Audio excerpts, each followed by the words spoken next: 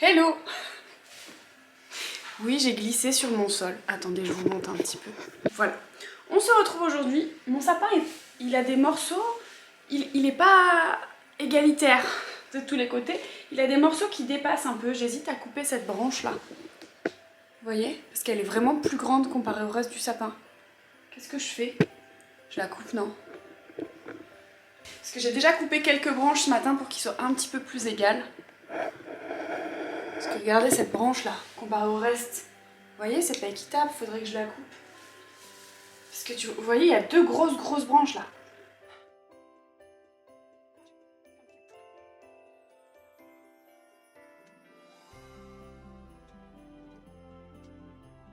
Mieux, non? C'est mieux, je trouve. À voir à la caméra. Bon, du coup, j'ai refoutu des épines partout alors que je viens de faire le balai. C'est pas grave, c'est un peu mieux. Ça me gênera un peu moins. Je disais donc, je vais vous rapprocher un peu. Bonjour, on est le... Quel jour on est? On est le 6. Il y a Ruby qui est en train de bouffer. Non, ça se mange pas. C'est pas de l'herbe à chat, hein. Vous devez avoir le tournis. Je fais que vous bouger. Non! Non mais oh. Je disais donc, nous sommes le... J'ai oublié du coup, entre temps.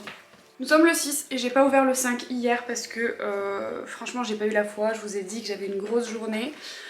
J'étais en formation hier la journée. Donc je suis partie à 6h30 de chez moi pour être là-bas à 8h parce que j'étais loin de chez moi. J'ai déjà plus de place sur ma carte.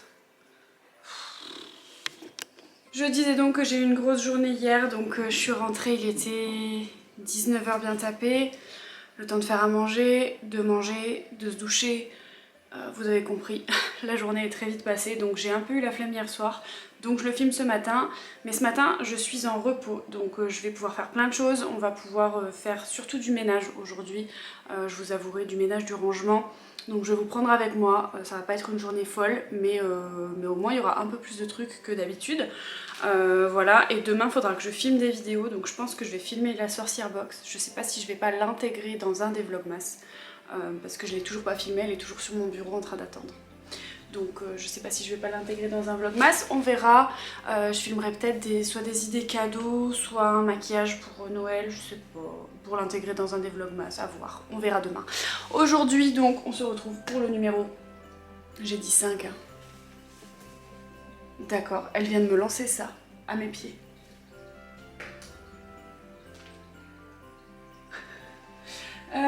Oui parce que le 4 c'était le grand, on l'a ouvert, donc le 5... Où est-ce qu'il est? Ah bah il est en dessous. J'avais envie d'ouvrir le typologie en premier, donc voilà. Alors, on dirait le même format que le baume à lèvres. Crème visage à 9 ingrédients. Ah, ça fait un format un peu... C'est assez petit hein, pour une crème pour le visage, hein, je trouve. Non? Vous trouvez pas que c'est petit? Je sais pas si c'est le full size. Adapté aux peaux sensibles, minimaliste et sans parfum. Ah, tes souhaits, Maroups. Appliquer une noisette de crème matin et soir sur le visage préalablement nettoyé et séché. Je sais pas si ça va durer longtemps ça, parce que ça me semble petit pour, surtout s'ils disent pour le matin et le soir.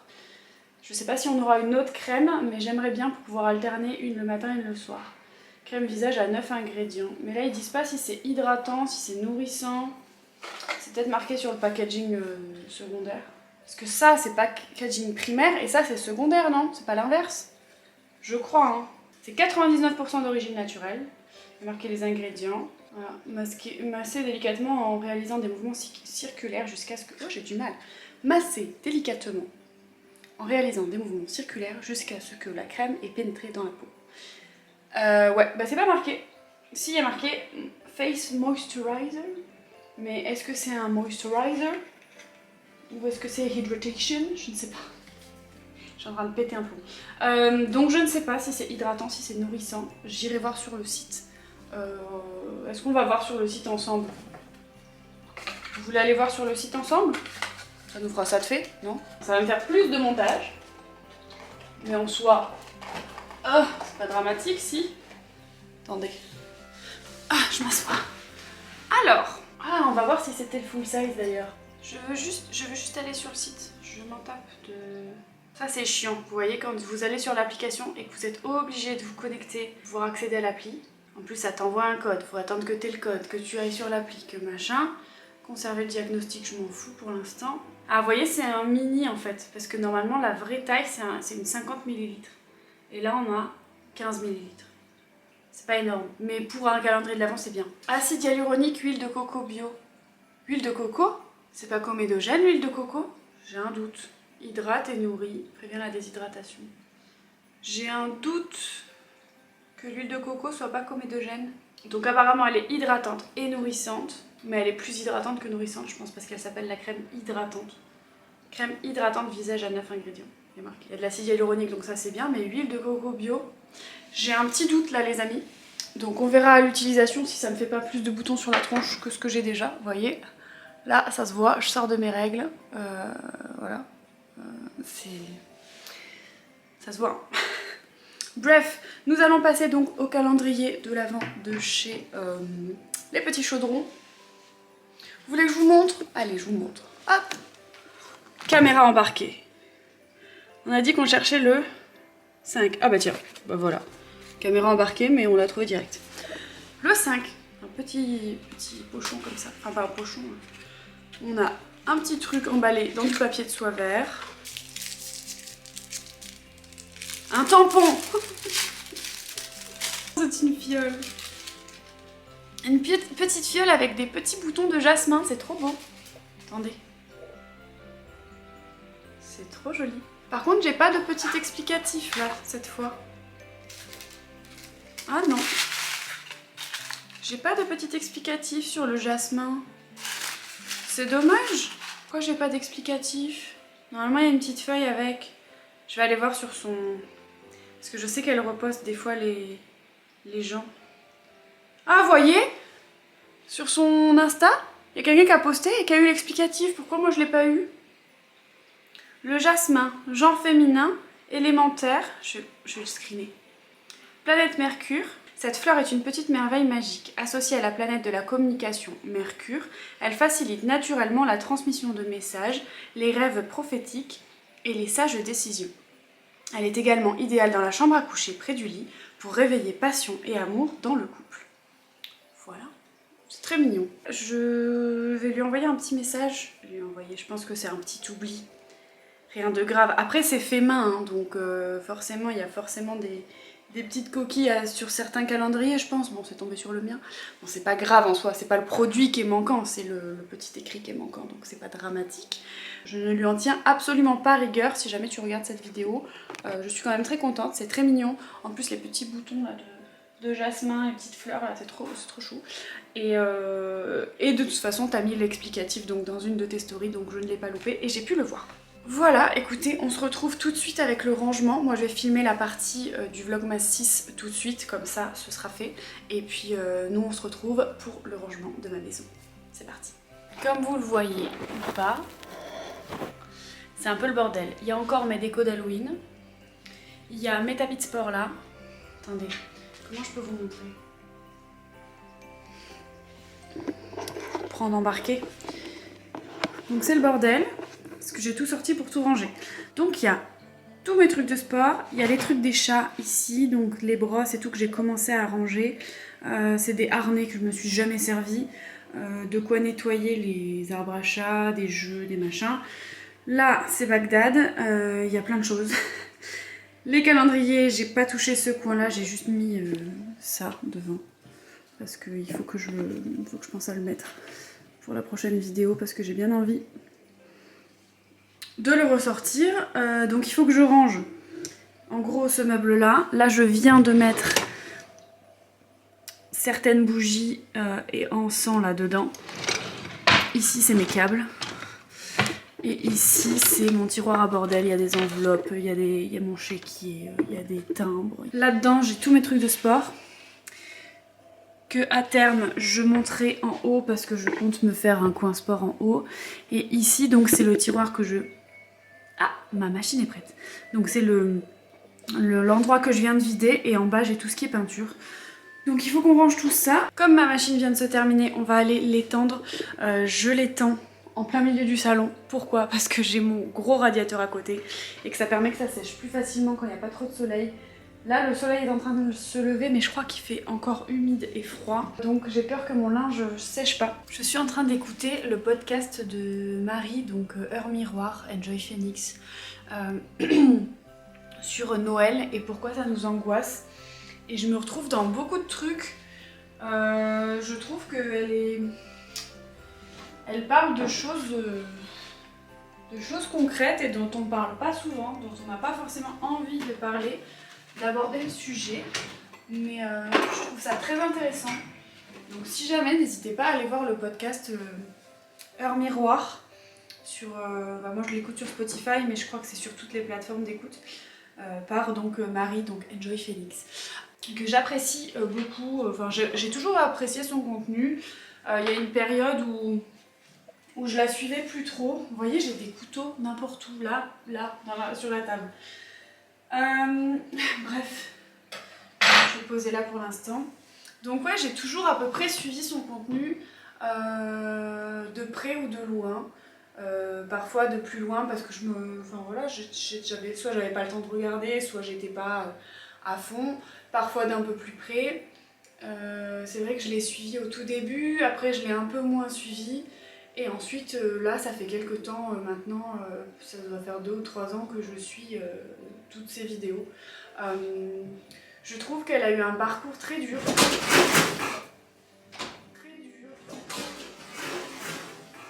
C'est en train de se battre. Je disais, je trouve qu'elle a eu un parcours très dur sur YouTube. Il y a beaucoup de gens qui l'ont... Je sais pas pourquoi je me suis mis en... Je suis même pas assise, hein. Je suis vraiment recroquevillée. En plus, vous êtes loin. Donc je trouve qu'elle a été beaucoup critiquée pour ses changements d'humeur, pour ses changements d'avis, pour ses changements de style de vie, parce que c'était une youtubeuse et que... Attendez, on va finir cette conversation assis, peut-être en rangeant. Qu'est-ce que vous en dites? J'ai même pas fini mon podcast, mais c'est pas grave, parce que là je suis partie, on va discuter un peu. Donc ouais, je trouve qu'elle a été beaucoup mise dans la sauce pour ses changements, pour ses évolutions. Chose que je n'ai jamais comprise, parce que, en fait, elle a vécu et grandi avec les réseaux sociaux. Et qu'est-ce qui se passe quand tu grandis? Eh ben, tu évolues, tes goûts changent, tes avis changent. En prenant de l'âge, mine de rien, tu te rends compte de choses que tu faisais pas forcément bien, ou tu te rends compte que t'étais pas forcément toi-même parce que t'étais sur les réseaux et t'essayais d'être lisse. Voilà, c'est des choses, en fait, les gens, même s'ils ne changent pas dans le fond, parce que pour moi, quelqu'un ne change pas, quelqu'un de foncièrement méchant changera un peu, mais ne peut pas devenir complètement gentil. Quelqu'un de foncièrement méchant restera foncièrement méchant s'il l'est au fond de lui. Mais les gens grandissent, les gens évoluent, et parfois les gens sont confrontés à des situations qui font qu'ils changent totalement de personnalité. Et elle a grandi avec les réseaux sociaux. Avec des gens qui la regardaient, qui la jugeaient, qui lui disaient ouais, t'es comme ci, t'es comme ça. Ça influence beaucoup, hein. Déjà que quand tu es jeune, tu es influencé par tout ce qui est la société, etc. Et ne parlons même pas des réseaux sociaux à l'heure actuelle, tu es influencé par tout ça.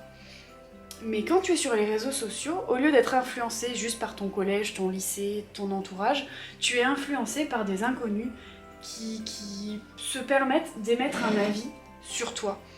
Et du coup, mine de rien, quand tu es jeune et que tu commences sur les réseaux sociaux et que tu vis sur les réseaux sociaux et que tu vis des réseaux sociaux, je pense que les gens n'ont pas compris en fait qu'elle puisse changer, mais elle a pas changé, elle a juste grandi, elle s'est juste rendue compte de certaines choses qui ne lui correspondaient pas.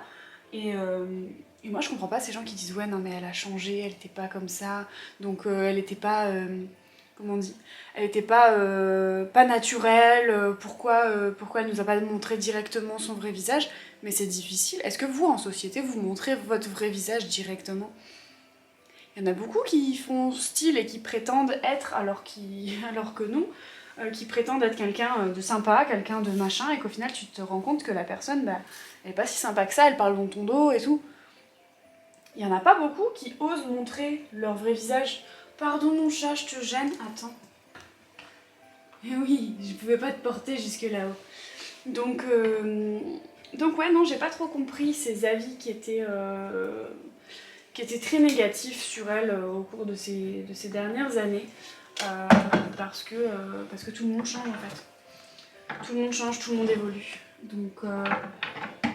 Et donc elle parlait dans son podcast. Je vais vous mettre face à moi, quoique au moins vous voyez un peu ce que je range. Non, je sais pas. De toute façon ici c'est la bonne franquette, vous le savez. Donc oui, tout ça pour en revenir à son podcast, elle parle du fait que les fêtes de Noël, pour certains ça peut être compliqué quand tu as une famille recomposée, quand tu t'entends pas forcément avec les membres de ta famille. Et cette année je le ressens particulièrement. Cette angoisse de se dire, merde, ma famille elle est un peu dysfonctionnelle et on s'entend pas tous bien. J'ai des parents divorcés, chacun a ses problèmes. Hein. J'ai aussi des soucis dans ma famille, des gens qui s'entendent pas entre eux et qui font semblant pour les fêtes de Noël. C'est pas une période qui est facile, les fêtes de Noël, parce que c'est là que tu te rends compte que ta famille est dysfonctionnelle et que ça se passe pas toujours 100% bien. Toi t'es là et t'es au milieu et tu t'entends un peu avec tout le monde. T'essaies de rabibocher un peu les gens et t'y arrives pas parce que non, quand les gens ils s'entendent pas et qu'ils ont pas les mêmes valeurs et que ils arrivent pas en fait à faire semblant, ce que je peux comprendre aussi, mais c'est vrai que c'est pas... Pourquoi ça se ferme plus? Tu te rends compte que les gens ils ont pas envie de faire semblant pour les fêtes de Noël et ça se comprend. Moi j'aimerais que ma famille ce soit tout rose, que comme elle dit dans son podcast, elle aimerait faire Noël avec ses parents, avec ses 2 parents chez elle parce qu'elle est issue de famille divorcée. Moi c'est un truc que j'aimerais un jour faire chez moi. Faire un Noël en terrain neutre entre guillemets, genre pas chez mon père ni chez ma mère, faire un Noël chez moi où j'invite tout le monde. Bon pour l'instant j'ai pas forcément la place, j'ai pas assez de chaises. Mais voilà, c'est quelque chose je trouve qui est... qu'on ne dit pas assez. Donc tout ça pour vous dire, n'hésitez pas à aller voir le podcast de Marie. Voilà, le nom c'est Retrouver sa famille à Noël, pourquoi ça nous angoisse. Très intéressant. Je vous invite vivement à aller le voir.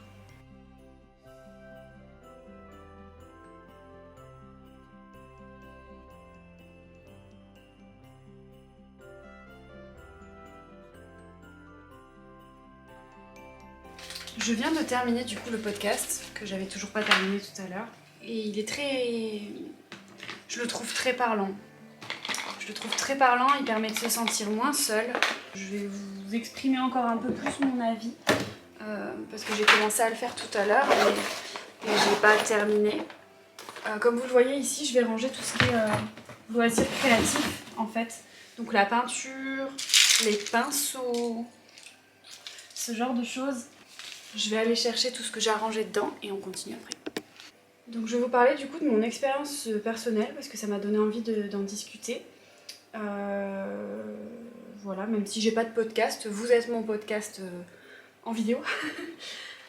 En fait j'ai passé donc, pour ceux qui ne le savent pas, qui me suivent depuis pas longtemps, j'ai passé 3 ans en Alsace, loin de ma famille qui est originaire du sud. Loin de ma famille, loin de là où je me sens chez moi en fait. Et le fait de passer ce temps loin de là où je me sens chez moi, ça m'a un peu fait, comment dirais-je, oublier la réalité. Je me suis pas rendu compte en fait de tout ce qui se passait dans ma famille. Entre temps, voilà, j'étais là-haut, j'étais tellement déprimée d'être loin des miens, d'être seule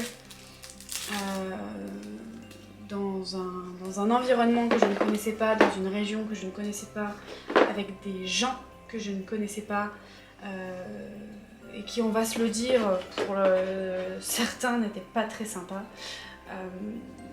Je savais pas trop où j'en étais et je me concentrais essentiellement sur moi, sur le fait de moi ne pas tomber en dépression, ne pas être trop triste, réussir à maintenir un quotidien relativement correct, réussir à entretenir ma maison, réussir à m'entretenir moi, faire du sport, manger correctement, voilà. Ne serait-ce que manger c'était dur parce que j'arrivais pas en fait à me motiver, non pas à manger, mais à cuisiner en fait.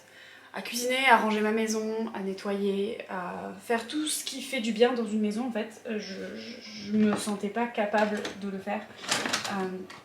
J'étais dans un état psychologique où j'étais juste fatiguée en fait. J'étais fatiguée d'être dans un endroit qui me plaisait pas, avec des gens qui m'appréciaient pas plus que ça, ou qui finissaient par parler dans mon dos, ou retourner leur veste, ou... voilà. Bon, heureusement, j'ai eu des personnes qui ont été là pour moi, des amis. Enfin non, je sais pas si je peux les appeler des amis, mais des copains, des collègues qui ont été sympathiques, qui sont... Certains sont encore dans ma vie à l'heure actuelle, d'autres ne le sont plus du tout. D'autres, je prends des nouvelles de temps en temps, mais sans vouloir non plus trop leur donner, parce que j'estime que quand t'as été blessé par quelqu'un, même si tu t'entendais bien avec cette personne, t'oublies pas en fait ce qui s'est passé. Et donc bref, je m'égare. Pour en revenir à Noël, c'est quelque chose qui... en fait, comme j'étais éloignée donc, de tout le monde, je me rendais pas compte que la situation dans ma famille se dégradait. Donc après, bon, mon père et ma mère ne se parlent pas, ça c'est un fait, mais il y a eu d'autres soucis dans ma famille et je me rendais compte un peu que ça se dégradait, mais pas autant que... je m'en rendais pas autant compte que ce qui se passait. Je sais pas si ça fait sens. J'étais un peu aveuglée en fait par mon propre malheur et je me rendais pas compte que ici il y avait certaines situations qui se dégradaient vraiment beaucoup. Et certaines relations se sont dégradées entre certains membres de ma famille, ce qui fait que cette année je ne sais pas du tout à quoi Noël va ressembler. Je suis quelqu'un qui suis je suis très famille, j'ai besoin de ma famille autour de moi, j'aime les voir, j'aime passer du temps avec eux. J'ai 2 petits frères qui sont petits et un frère un peu plus grand. Et voir la magie dans leurs yeux quand ils ouvrent leurs cadeaux de Noël, c'est vraiment... c'est un bonheur en fait, c'est juste un bonheur et ça me fait un peu chier de voir que certaines relations se sont dégradées dans ma famille. Donc j'ai un peu peur de comment va se passer Noël cette année. Je ne sais pas si tout le monde sera là. Et en fait, en écoutant le podcast de Marie, je me dis, d'un côté, j'ai envie que les gens fassent un effort pour que tout se passe bien et que tout le monde soit heureux et qu'on passe une belle soirée, une belle journée, une belle... peu importe. Et d'un autre côté, en fait, je me dis, mais j'ai pas envie que les gens voient ça comme une angoisse en se disant, j'ai pas envie de voir telle ou telle personne. Vous voyez ce que je veux dire? Je sais pas si vous voyez ce que je veux dire, mais écoutez le podcast de Marie, elle en parle beaucoup mieux que moi. Mais voilà, tout ça pour dire, je comprends totalement son ressenti. Et cette année, je le ressens particulièrement. Les années précédentes, quand je redescendais, c'était le moment, je pense, où tout le monde faisait en sorte que ça se passe bien. Mais je sais pas si tout le monde était foncièrement heureux du fait de retrouver ses proches, enfin de retrouver ces personnes de leur famille, de sang, mais avec qui ça se passe pas forcément bien. Donc voilà, si jamais, comme elle le dit dans son podcast, si jamais ça peut aider des gens à déculpabiliser de pas avoir envie de fêter Noël, ou de pas avoir une grande famille pour fêter Noël, ou de fêter Noël tout seul, ou de pas avoir la force de fêter Noël avec ses proches parce que c'est trop compliqué, ou X choses, si ça peut vous déculpabiliser un peu, c'est avec plaisir. Donc voilà, je voulais juste vous donner mon avis sur ce podcast de Marie, et au passage du coup sur Marie. Si jamais elle passe par là, je lui fais un petit bonjour. J'apprécie beaucoup ce qu'elle fait. Ses vlogs sont incroyables cette année, j'aime beaucoup la rétrospective. Si jamais vous regardez pas ses vlogs, elle fait une rétrospective en début de vlogs de toutes les années. Ça fait 10 ans cette année qu'elle fait des vlogmas, et elle fait une rétrospective de toutes les années où elle a où elle a filmé jour par jour. Par exemple, j'arrive pas à m'expliquer. Pour le 1er décembre, elle a pris tous les 1er décembre et elle a mis un petit morceau de vidéo de chaque 1er décembre qu'elle a fait jusqu'à cette année, donc 10 1er décembre. Pour le 2 décembre, elle a fait la même chose, elle a mis chaque année donc une petite bribe de la vidéo qu'elle a fait l'année en question, donc pendant 10 ans, etc. C'est pas très clair, allez voir ses vlogs, vous comprendrez mieux.